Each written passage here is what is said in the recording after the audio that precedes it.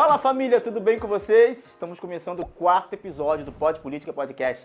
E como eu sempre começo, hoje parceiro, hoje mamãe, fala aí. Hoje tá bom. Tá dando o que falar? Vai dar o que falar muito, tenho certeza. Olha, gente, eu tô fazendo toda essa propaganda porque a gente tem um convidado não melhor do que os outros, obviamente. Você sabe que o podcast, Pod Política Podcast, é um programa e é um podcast que está trazendo sempre convidados de alto nível. Não é uma entrevista como um programa de televisão, mas é um convidado onde a gente deixa o convidado super à vontade. E hoje a gente está com ninguém mais, ninguém menos do que Ricardo Pericá. Antes de eu dizer para você, aponta aí, ó, Ricardo Pericá, o homem aí, ó. Antes de eu falar com você o que da pauta e tal, quem é o Ricardo Pericá, eu vou falar, ele teve 3 mandatos de vereador pela região metropolitana do Rio de Janeiro. Sei que a gente tem hoje inscritos seguidores de todo o Brasil, né? A cidade de São Gonçalo, que é um colégio eleitoral gigante aqui na cidade. É o segundo maior ou... Segundo maior do estado, 16ª maior cidade do Brasil. 16ª maior cidade do Brasil. Então é uma relevância, é uma cidade super importante aqui no estado do Rio de Janeiro. Teve 3 mandatos de vereador, um mandato como vice-prefeito e também um mandato parcial de deputado federal, atuando lá em Brasília. Ricardo Pericá também é um dos deputados que estava naquela fatídica, famosa reunião, não a reunião ministerial, não, mas aquela reunião do PSL que alguns deputados diziam, ou era a notícia que corria, e foi gravado também, que iria implodir o governo Bolsonaro. A gente vai saber de tudo o que aconteceu nesse dia, a gente vai saber de quem falou o quê, quem gravou o quê, se estava certo, se não estava errado, essa construção de bolsonarista e bivarista. Cara, vai ser tudo. Vocês sabem qual é o nosso lado político, vocês sabem qual é o nosso espectro político e o apoio que a gente tem ao governo Bolsonaro e todas as pautas que o mesmo representa. O próprio Ricardo Pericá também é um grande entusiasta e apoiador do presidente Bolsonaro, ainda antes do mesmo se tornar presidente. Mas hoje a gente vai saber de bastidores, hoje a gente vai saber de tudo. Eu tô falando demais, eu vou deixar a rapaziada falar. Hoje quem tá na mesa aí, ó, foi mal. Vai. É o Ricardo Pericá, cara. Mas fala aí, ó, hoje quem tá na mesa com a gente também é ele, Felipe Barros. Não tão bonito quanto a mamãe de direita, né? No programa passado ela embelezou o programa aí, né? Tirou a feiura, botou uma beleza e ficou show de bola. Então a gente tá com ela aí de novo na mesa, gente. Eu acredito que vocês vão gostar bem mais do programa assim. E ele, Ricardo Pericá, faça as suas apresentações. Então, muito obrigado aqui pelo convite de participar desse podcast. Estou aqui para responder as perguntas, né, trazer esclarecimento, né, aqueles bastidores que a população não sabe, confunde a cabeça da população. E como diz o nosso presidente, conhecereis a verdade e a verdade vos libertará. Uau, cara. Que é a palavra de Deus, né? Cara, que começa um programa falando de João 8,32 e conhecereis a verdade vos libertará, o negócio é sério. É seríssimo. E aí, Fernanda, fala aí, qual a expectativa para esse episódio aí, capítulo 4 do Pod Política Podcast? Não, eu tô super animada e eu acho que tá sendo um sucesso o nosso programa. E a minha expectativa, assim, não tenho expectativa porque eu sei que o Pericá tem uma história muito bacana em São Gonçalo. Ele fala de São Gonçalo com o mesmo amor que o nosso produtor, que é de São Gonçalo. Eu não sei o que São Gonçalo tem, que os moradores não querem sair de lá. Quando a gente convida para sair de São Gonçalo, eles falam, mas tem que ir. Mas não sei o quê. É muito longe onde vocês moram. Eles amam São Gonçalo. Enfim, hoje o Ricardo Pericá está como secretário de Iluminação Pública. Subsecretário de Iluminação Pública da cidade de São Gonçalo. São Gonçalo está iluminado? Ainda não, mas vai ficar. Vai ficar? Vai ficar. Ai, que bom. Com certeza. Que bom, Pericá, vamos começar aí com a conversa, vamos começar com as perguntas. A gente sabe que esse programa não é um programa de pergunta e resposta. Não. A gente não é engessado, a gente deixa o convidado super bem à vontade. Eu queria que o senhor contasse um pouco da sua história. Parece que o senhor também foi ativista, já foi pra rua, já pegou trio elétrico, já foi pra Copacabana defender o governo Bolsonaro, acreditou na sua candidatura antes mesmo dos grandes hoje que estão do lado dele. Conta um pouco pra gente aí, óbvio, a gente tem um programa muito corrido, mas conta com suas palavras aí como foi o início disso tudo até o senhor chegar no dia de hoje. Deixa eu só pegar um gancho rapidão, Rafael. Sim. Já que você puxou esse assunto, era uma pergunta que eu tinha aqui pra ele. Quando o senhor contar a história aí, eu queria saber do senhor se o senhor tem alguma manifestação que te marcou muito das que o senhor foi e por quê? Acho que todas elas foram muito bonitas, né? Você vê o povo buscando o melhor para o seu país, né? defender daquilo que eles estavam aí fazendo, vendendo as nossas riquezas, transformando a nossa bandeira num vermelho, né? Então, acho que todas elas foram muito bacanas. Acho que lotaram mais, acho que tinham poucas pessoas, aqui choveu. Eu acho que todas as manifestações foram muito importantes. Eu acho que o mais bonito da manifestação não é a quantidade em si, mas é a finalidade, né? Você não vê gente sendo paga, você não vê o sindicato forçando, você vê uma organização e um organismo vivo, né? É orgânico, brotando do povo. É o anseio que a gente foi... Quer dizer, eu não vi, né? Mas 64, 63 foi isso, onde a população foi para a rua lutar e pedir, né, a marcha da família, né, aquela fatídica marcha da família, onde as pessoas foram voluntariamente, sem forçação de barra. Inclusive aqui nas manifestações, eu que estou habituado aí em manifestações, a gente vê muito, não é um rechaçamento do político que está ali, mas geralmente quando se tem um político nas manifestações, geralmente a galera evita com que esses políticos subam num trio elétrico, justamente para que não se configure uma manifestação de uma organização política ou partidária. Exatamente. É do povo, é orgânico, é do povo. Mas conta pra gente a sua história. Bem, eu, cidadão do bairro do Rocha, Galo Branco, São Gonçalo, cidadão comum que acreditava nos políticos e fui me decepcionando, né? E eu sou muito cético com aquilo que prometo. E os políticos prometiam, depois não cumpriam, eu resolvi me candidatar, na verdade, até para tirar aqueles que lá estavam no poder. E aí consegui cumprir com essa missão, né, de ser o vereador do bairro, de estar presente, de atender as pessoas. Para você ter uma ideia, eu tinha mais de 15 telefones celulares, isso em 2005, que no meu cartão e de todos os meus assessores vinha escrito lá, ligue a cobrar de fixo e orelhão, para que a população pudesse ser atendida, né? E se um funcionário, né, um assessor, não atendesse, eu às vezes testava, eu chegava no orelhão, ligava para um assessor, e se ele não atendesse, eu tomava o telefone dele e na próxima ele perdia o cargo. Então tinha que atender a população. E isso foi me dando mandatos consecutivos, né? Como vereador. E você vê o cenário nacional, como eu falei antes aqui no início do programa, o PT fazendo toda aquela ser vergonhice com o país, que era o mensalão, né? Que é um ato criminoso, né, demoníaco, que foi o mensalão. Nem mesmo o Brizola aceitou o mensalão, ele rompeu com Lula justamente por conta do mensalão. E aí vai uma coisa que muitos não sabem, o mensalão ele não foi criado no decorrer do mandato. O mensalão do PT ele foi criado antes do Lula tomar posse. Uau. Foi combinado ali, tanto que foi a maior debandagem de deputados federais na história do país, saindo dos seus partidos, indo para a base aliada do PT antes de tomar posse. Em novembro, os deputados já mudavam de partidos, né? E por isso foi invocado a lei da infidelidade partidária pelo DEM, que foi um dos partidos que mais sofreram com essa debandagem muito grande. E essa debandagem é a prova dos 9 para que foi a formatação do mensalão. Ou seja, você sai do partido que não aceita e vem para o partido que aceita o mensalão, né? E o Brizola, né? Não estou aqui defendendo o Brizola, mas ele não aceitou essa história do mensalão, tanto que ele seria ministro do Trabalho e ele apoiou o Lula no segundo turno e não quis fazer parte do governo Lula por não aceitar o mensalão, porque é um ato criminoso. Eles iam tomar o país com o mensalão e nós demos sorte na questão do Correio, na questão lá do deputado, vir à tona que isso freou todo o plano do PT naquele momento. O deputado que o senhor diz aí foi o deputado Roberto Jefferson. Roberto Jefferson, isso aí. Então, o deputado Roberto Jefferson. Isso aí. Que estava envolvido, né? Estava envolvido, a gente não pode também passar panos quentes nisso, ele estava envolvido, mas foi pego na questão, né, do Correios, e aí acabou na briga de vaidade entre eles ali, tudo vindo à tona e nos ajudando essa situação aí. Decidiu delatar e trazer à tona. De fato, existem coisas que acontecem, né, que realmente assim, marcam a história, né? E infelizmente a história do Brasil foi marcada de maneira muito negativa com a questão do mensalão, o fundo de pensão dos Correios, dentre outras, né? O mensalão, ele na verdade, nada mais nada menos era uma espécie de compra, né, de deputados. Então, assim, o executivo simplesmente cooptou grande parte do parlamento a fim de que todo o processo, toda a votação, toda a pauta que era favorável ao governo fosse votada, ainda que contra a própria população. Isso é E aí, complementando a minha história, né, como vereador, para você ter uma ideia, depois que eu me tornei vereador, todos os prefeitos da minha cidade se tornaram inelegíveis.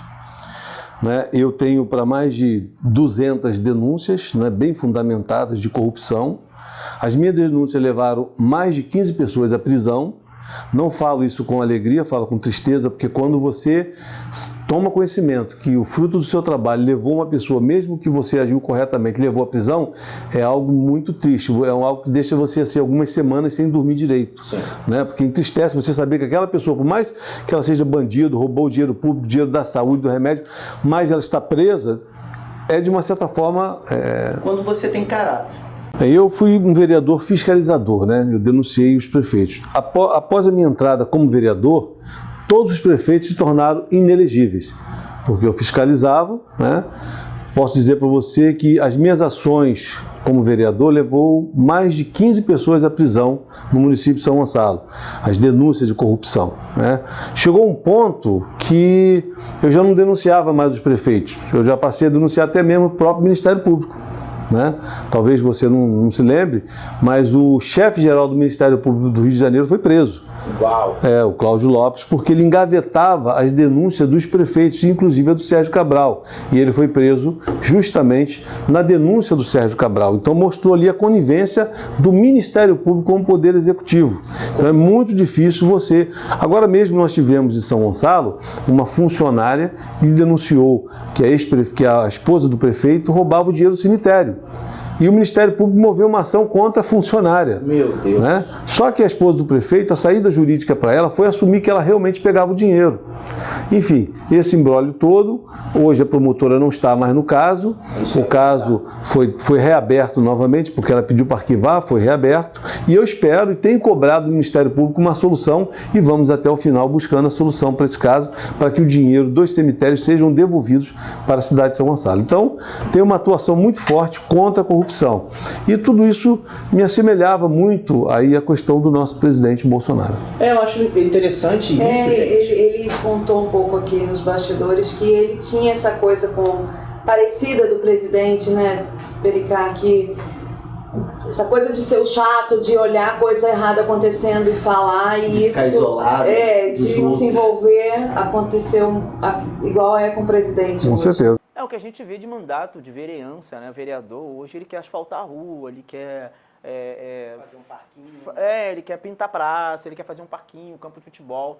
Não que isso seja errado, ele tem que fiscalizar, mas a função principal do vereador é fiscalizar a prefeitura, é fiscalizar as obras públicas. Você não está fazendo a praça, você está fiscalizando para ver se o Poder Executivo está construindo com um orçamento que prometeu para construir. Se ele falou que seria 1 milhão, por que está em 1.500.000?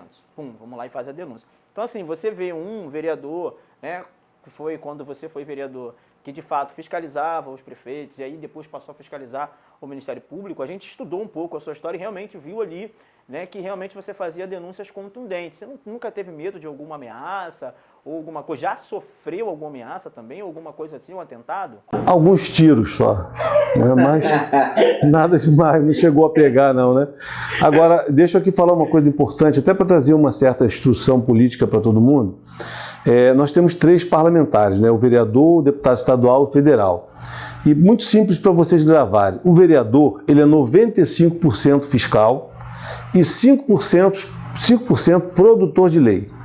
O deputado federal, ele já é totalmente ao contrário, ele é 5% fiscal e 95% produtor de leis. Porque as leis municipais, elas não têm eficácia. Então o vereador dizer que fiz 200 leis que resolve o que? Nada. Tem lá um vereador que fez uma lei, por exemplo, como é que eu vou lembrar aqui, é proibido vender bebida alcoólica para quem estiver portando arma de fogo. Então o cara chegou com a arma de fogo no bar, o cara vai deixar de servir a pinga, ele vai pegar a arma e vai dar um tiro no cara. Né? Um país que... E são leis que são leis, na sua maioria, que são inconstitucionais. Então o cara faz aquilo só para tentar ganhar o voto, né? Então as leis municipais não têm eficácia. As leis são federais, as que comandam o país. Então o deputado federal que não produz lei, né, ele de repente ali não está trabalhando em cima das leis, debatendo. Aí você vai falar assim, mas Bolsonaro não produziu nenhuma lei. Não, ele não produziu porque as leis que ele tentou colocar, ele é o único, então não consegue, mas ele vai debater. porque ele nos alertava daquilo que estava votando, ele nos alertava daquilo que estava tramitando na casa, então ele tem essa função de participar de uma certa forma da feitura daquelas leis. Sim. Agora, o vereador não, ele justamente porque o prefeito, diferente do Bolsonaro, você vê que o Bolsonaro mandou a verba da saúde para as prefeituras. Sim. Então é ali que essa verba vai ser gerida, aí sim o vereador tem que fiscalizar, porque quem vai usar as verbas são os prefeitos e uma parte o governador. Então, a função do vereador é justamente fiscalizar as verbas, porque é ali que é sangrado o dinheiro público nos municípios. Então, o vereador que não fiscaliza o dinheiro público, ele não está fazendo nada. Pericai, me conta, você quando saiu de São Gonçalo e chegou em Brasília como deputado federal, foi muito diferente, foi uma nova vida. Como que é Brasília? Os bastidores, assim. Assim, um furacão, né? E foi tudo surpresa, né? De repente, você tem que amanhã ir para Brasília assumir o seu mandato de deputado federal na substituição da deputada que tem o mandato, né? E a chegada lá é assim, você se sente um príncipe porque você é muito bem assessorado. A estrutura de um deputado federal é algo assim fantástico, né? De tudo. Eu já cheguei em Brasília, tinha um deputado federal para me levar. Tinha um policial federal que seria meu motorista, que ia me levar para conhecer, né? E me conduzir. Quer dizer, eu falei, poxa, o policial federal... Fui conversando já com ele no caminho, e toda a assessoria muito grande, muito capaz, muito técnica, né? Então você tem tudo. Em Brasília você tem uma mega estrutura para assessorar o deputado e ele poder alavancar um trabalho legal, né? Além de toda a comodidade que ele tem de casa, né, funcional, ou dinheiro para pagar o aluguel, um hospital próprio só para os deputados. Você não tem fila de banco para deputado, né? Você, quando pega o cartãozinho da fila, vê um cara, não, deputado, o seu papel é esse aqui, o senhor já vai direto, tem um caixa para te atender. Então você se sente quase que um príncipe, porque você não carrega a mala. Você, quando vai pegar a mala, já tem alguém para segurar a mala para você. Existe até os absurdos, que eu até me lembrei aqui agora, que é assessoria, uma coisa que isso aí me deixava profundamente irritado. Você, para pegar o elevador, primeiro que o elevador é privativo dos deputados, só entra deputado. Ou se eu tiver convidado, pego você e entra comigo, senão sozinho você não entra. Só que o próprio é até incômodo, o deputado tem que pegar um telefone, o elevador está aqui, eu tenho que pegar um telefone para ligar para uma central que vai mandar um elevador para mim e vai vir com o assessorista. Perde-se tempo, gasta-se dinheiro, deve ser uma sala com centenas de pessoas atendendo um telefone, porque são 513 deputados, né? E aí, para vir um assessorista ali, não podia apertar o botãozinho, o elevador descer ali, eu entrar e ir para minha sala, simples, né? Entendeu? Aquilo me irritava, né? Aliás, acho que hoje, lógico, a gente pensa no emprego, mas não há mais necessidade de assessorista, né? Hoje você tem os elevadores inteligentes que você aperta, só vem um cá para baixo, não precisa vir, tem um cara apertando lá, o outro apertando, não precisa descer os 10. Sim. Desce um só que vai atender 10 pessoas e vai subir. Então existe, a maioria dos prédios hoje tem um elevador inteligente. Então essa comodidade, essa fantasia toda que tem incomoda muito, porque é muito dispendioso, né? É muito dispendioso. É muito longe da vida real, né? É um dinheiro público, é um dinheiro do pagador de imposto. Você que está assistindo, você que banca tudo isso que ele está falando. E além de bancar todos esses mimos, eu consegui ver no teu discurso que você combate muito essa questão da corrupção, te incomoda muito, né? E o Brasil ficou manchado por um país corrupto, né? A nossa política corrupta.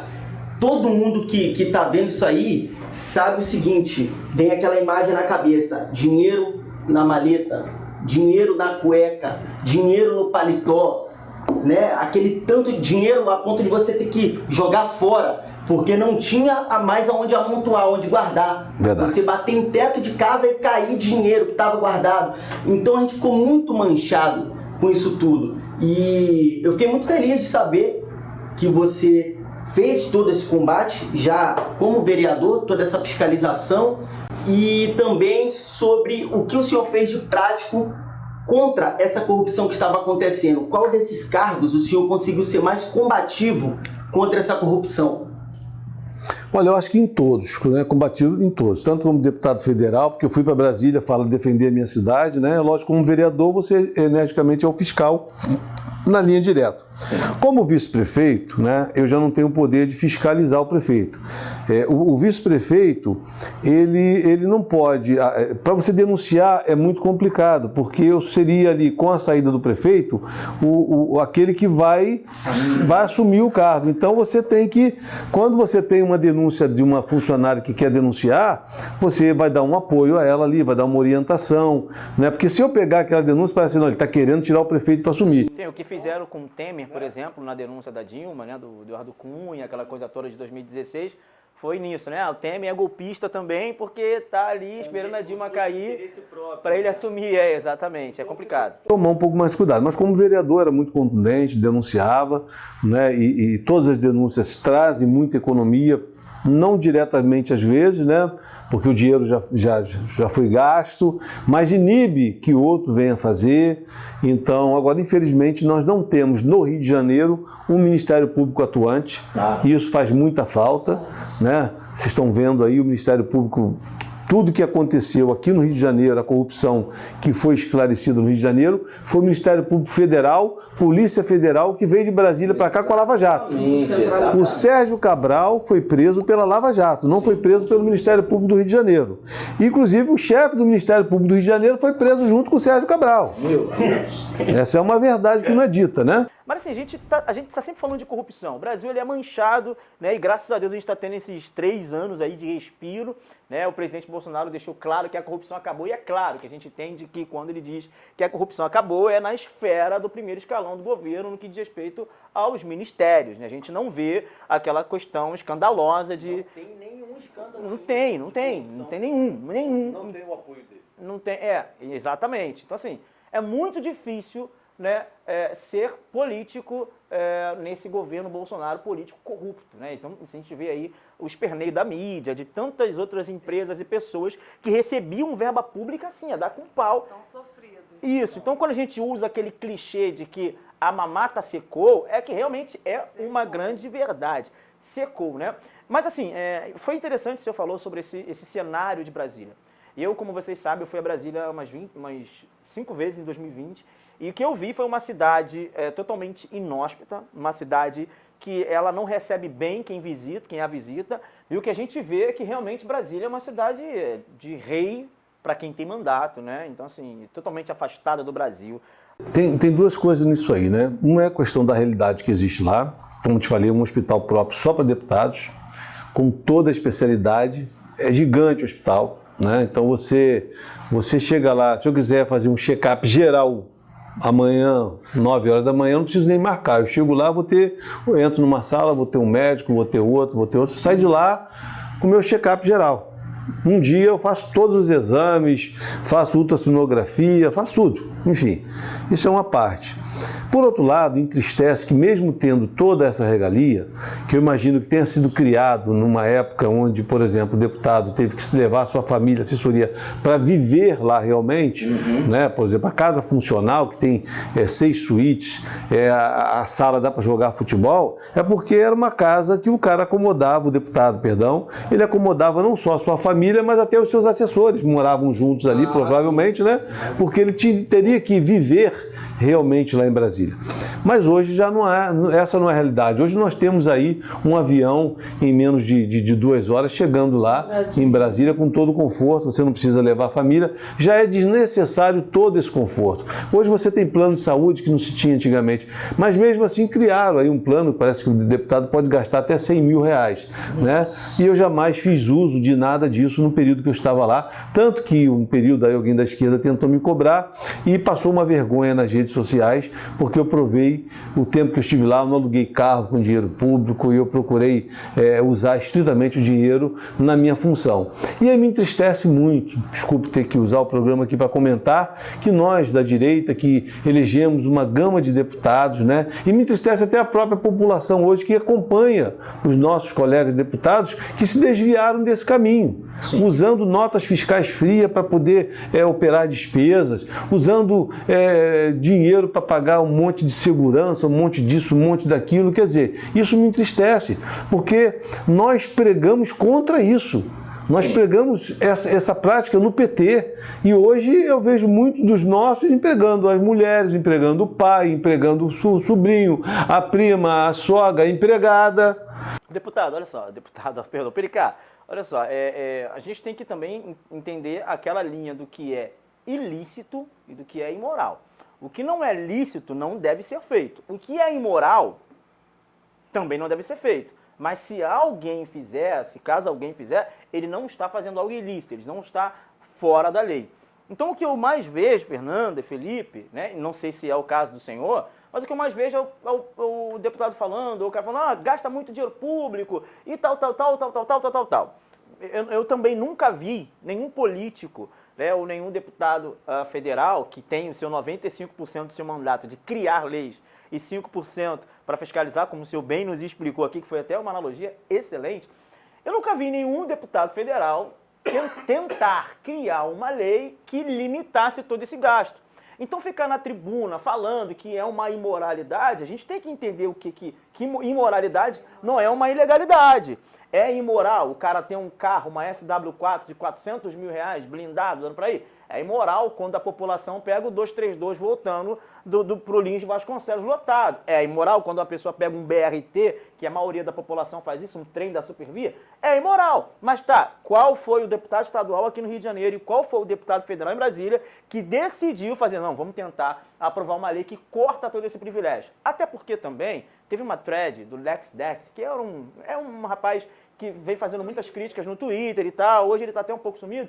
Lá no período de 2019 ele fez uma thread onde ele dizia, ele fez uma relação dos deputados bolsonaristas e alguns liberais também, né, de direita, que eles se orgulhavam em dizer que economizavam 95% da sua verba de gabinete. E levantavam uma plaquinha com orgulho dizendo que eu sou o deputado que mais economiza. Ora, será que também é inteligente você economizar um material, uma grana que você poderia, através dessa grana, bater firme na militância, fazer aprovar seus projetos, enfim, fazer um bom mandato? Porque de boa, o cara chegar para mim no final de 4 anos e falar assim, eu economizei 50 milhões de reais, tá? Esse dinheiro foi para alguma instituição de caridade?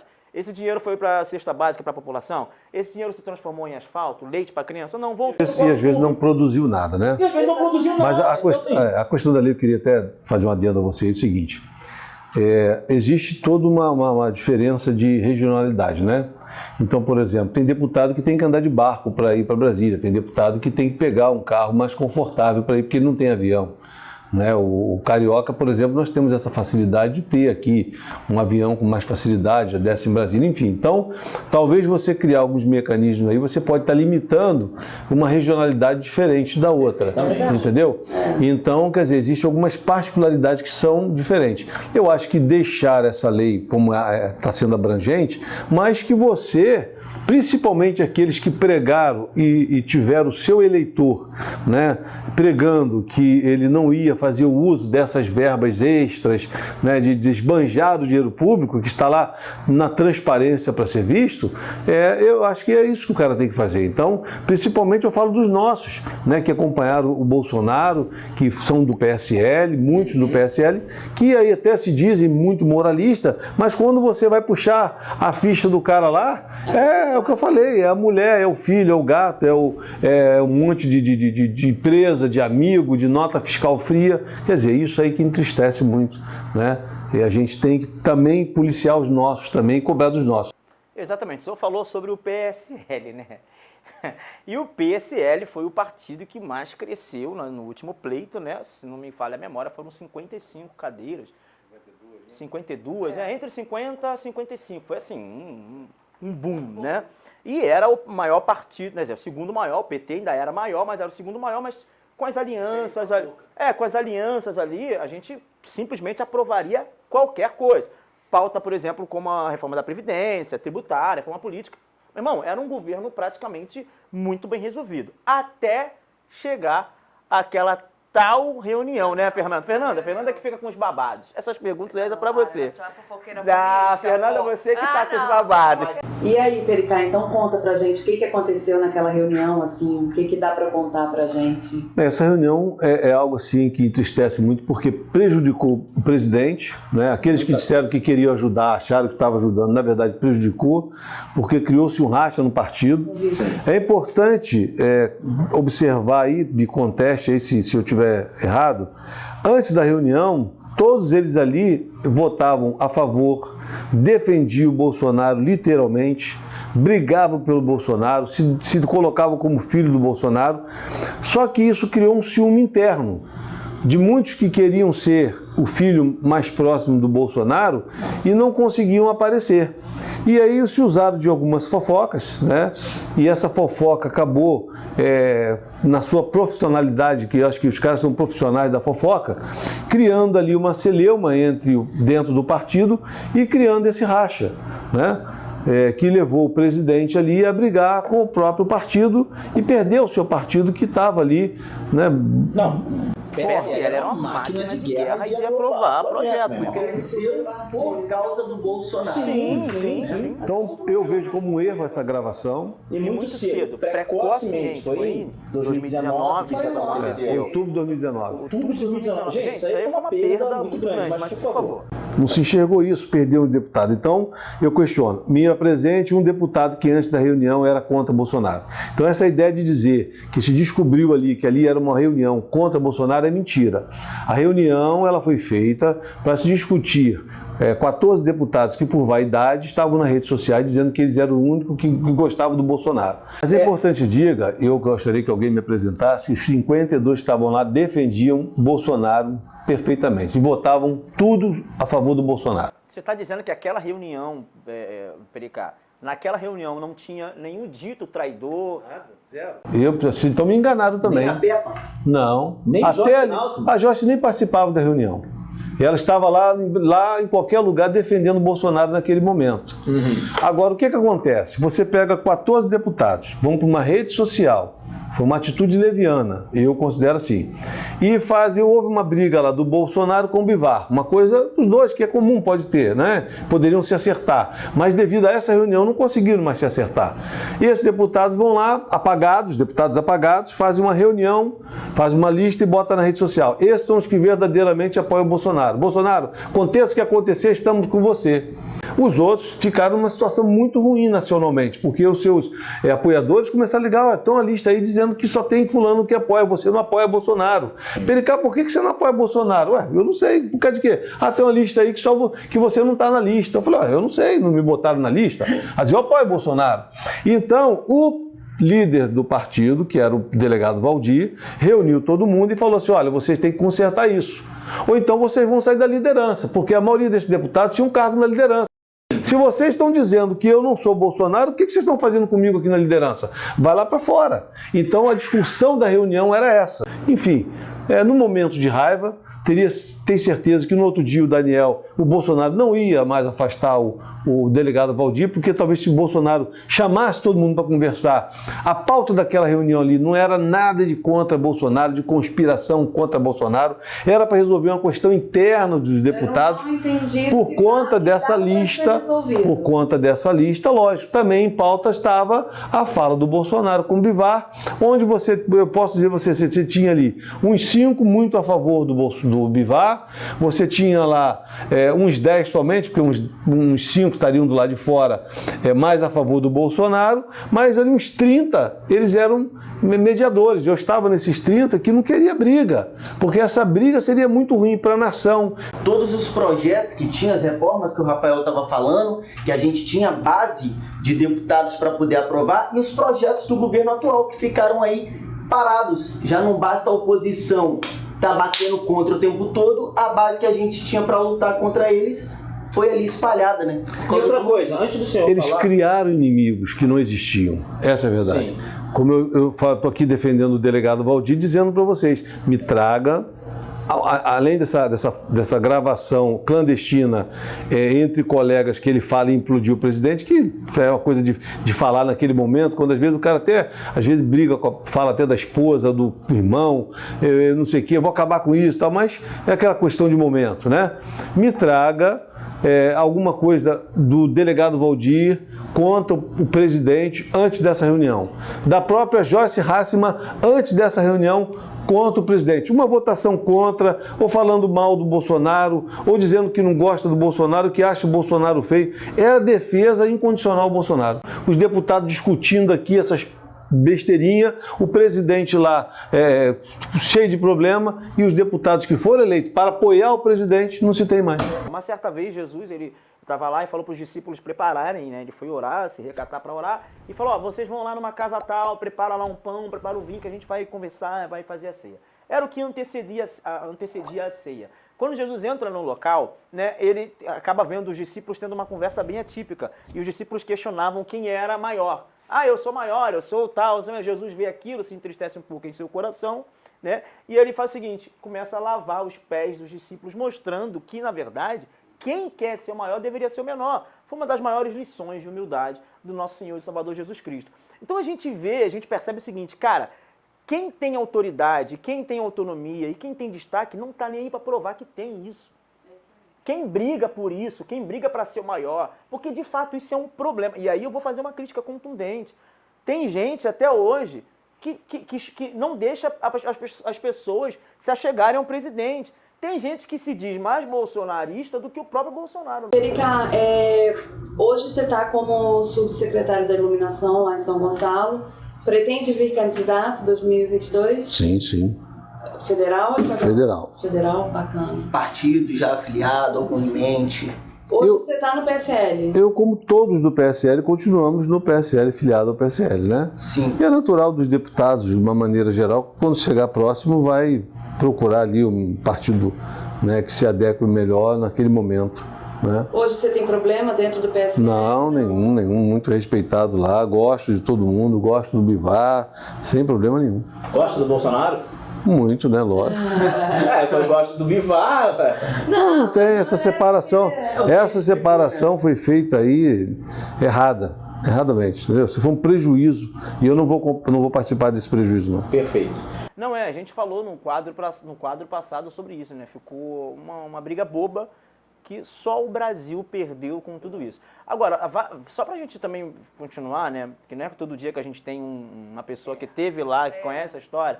Eu acho o seguinte, o senhor deixou claro que antes disso acontecer não havia nenhuma crítica ao governo Bolsonaro ou à pessoa do Bolsonaro. Mas o que aconteceu depois também parecia que a galera simplesmente expôs tudo que tinha e que não parecia. Porque você vê, assim, é uma mudança muito... Assim, olha só. É uma mudança muito brusca. Se perderam, de um dia para o outro. Exatamente. Mais ou menos. Você já esperava, assim, porque às vezes a gente não conhece.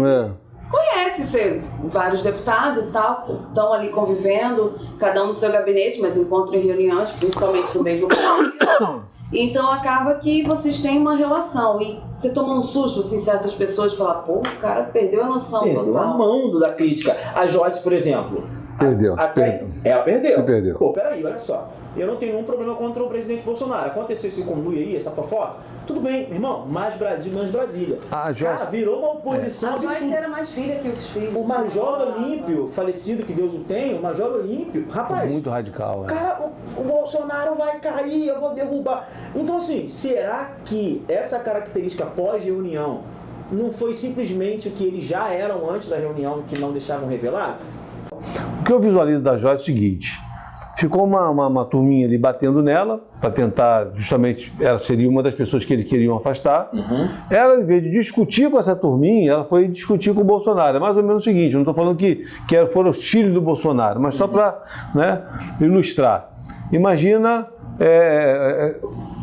as figurinhas do Bolsonaro batendo nela. Ela, em vez de brigar com as figurinhas, ela ia atacar o presidente. O senhor tem que dar um jeito nisso. Esses caras estão aqui criando um problema comigo. O filho pediu apoio pro pai. Sim. Entendeu? Então não, ela tinha que resolver com eles, não era com o Bolsonaro. Então ela atacava o Bolsonaro achando que ia resolver com eles. E a nação aqui estava enxergando outra coisa. Tanto que eu digo, se você me trouxer algo do Bolsonaro, perdão, do delegado Valdir, ou até do Bivar, ou outro que tenha feito contra, que tenha investido contra o Bolsonaro, a própria Joyce, que tenha investido contra, que tenha traído. Agora, a Joyce foi almoçar com o DEM, o Rodrigo Maia. Sim. Ela está tricotando lá para trair o Bolsonaro. Poxa, não é isso. Né? Eu mesmo não sei, graças a Deus não botaram a minha foto, mas eu tive o prazer de almoçar na casa de um deputado e lá estava o Rodrigo Maia e eu fui conversar com ele sobre a questão do governo do pai dele no Rio de Janeiro. Agora imagina, pega uma foto, a Pericá está traindo o Bolsonaro porque está conversando com o Rodrigo Maia. E foi isso que fizeram. Ela não soube, né, equacionar isso, ao invés de discutir com quem estava fazendo isso, foi discutir com o Bolsonaro e deu errado, porque ele até não tem nada a ver com isso, né? Claro. O melhor dessa história toda, se tem uma parte boa, é saber que tudo passou, a tempestade passou, e isso demonstra, mais uma vez, a força do presidente, da pauta presidencial. Por quê? Olha, quantas coisas aconteceram de lá para cá, né? O próprio MBL que sai da base de governo, essa própria questão do PSL, o Sérgio Moro que sai em plena pandemia, sai atirando. A própria pandemia em si, nada disso foi capaz de minar a ponto de o presidente perder e ser deposto, alguma coisa do tipo, né? Então, realmente, a gente percebe a força do presidente. Então, realmente, é um homem que tem muito apoio e, é óbvio, né? A população, de certa forma, também ainda hoje tem uma aprovação muito grande acerca do governo que o presidente faz. Falando desse apoio, desculpa ter te cortado, a gente falou da sua posição, né, para a disputa da eleição de 2022. Eu queria saber, você que pisou em Brasília, que conhece os federais tão bem da forma que falou, qual a visão que você tem, pelo menos aí no mínimo, do cargo presidencial para essa disputa de 2022? O que você enxerga? Olha, tendo voto auditável, hoje não tem nome para poder tirar o Bolsonaro. O Bolsonaro ganha a eleição no primeiro turno. Né? Todo mundo fala isso. Todo mundo fala isso. É o que a gente vê na rua e na internet, né? Agora, se não tiver o voto auditável, a gente não sabe nem o que pode acontecer nesse país. Então você também acha que com voto auditável, primeiro turno a gente vai, presidente? O Bolsonaro, se a eleição fosse hoje, o Bolsonaro ganharia no primeiro turno, com certeza. Também acho. Pericá, foi um prazerzão ter você aqui com a gente, explicando o outro lado da fatídica reunião do PSL que deu um racha do partido. Muito obrigado pela paciência, pelo seu tempo. A gente só trabalha à noite aqui, varando madrugada, e tá aqui com a gente, né?